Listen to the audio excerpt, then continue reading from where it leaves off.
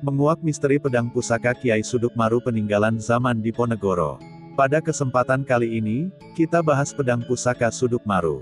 Sebelum kita bahas, saya ucapkan terima kasih buat bosku, yang sudah subscribe atas partisipasi dan dukungannya untuk membuat channel Omah Keris Salatiga makin berkembang.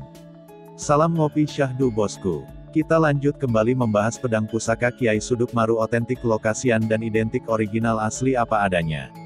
Pedang pusaka yang melegenda dari cerita turun-temurun, yang dahulu konon digunakan sebagai senjata untuk perang melawan penjajahan VOC Belanda di zaman Perang Diponegoro. Saat perang jika konon kedahsyatan pedang pusaka tersebut jika diarahkan atau ditunjukkan ke lawan, membuat senjata musuh, bedil pepet meriam buntu, sehingga bisa segera menyerang menghabisi lawannya. Setelah perang selesai, akhirnya pedang ini disimpan dan sepeninggalan pemiliknya pedang ini ikut disertakan di liang lahat. Akhirnya terkuburlah pedang pusaka ini selama ratusan tahun dan tinggal cerita dari generasi ke generasi keturunannya. Hingga saatnya tiba membongkar makam untuk mengebumikan yang masih cucu buyutnya agar dimakamkan di bekas milik leluhurnya, makam digali dan menemukan pedang tersebut. Dengan hal itu, ini menjadi bukti bahwa cerita turun-temurun tersebut bukan isapan jempol tapi ada fakta sejarah dan barang buktinya dengan ditemukan pedang pusaka tersebut. Sehingga pedang pusaka ini diselamatkan dan disimpan oleh keturunannya. Berangkat dari hal ini, bukan cerita mistis yang kita angkat, tetapi menyikapi pedang pusaka, yang terkubur ratusan tahun, tetapi masih tetap utuh dan adapun korosi itu masih nilai kewajaran.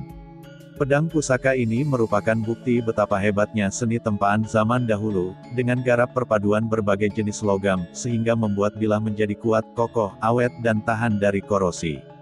Ini bukti bahwa empu zaman dahulu, sangat hebat dalam berkarya membuat sebilah pusaka.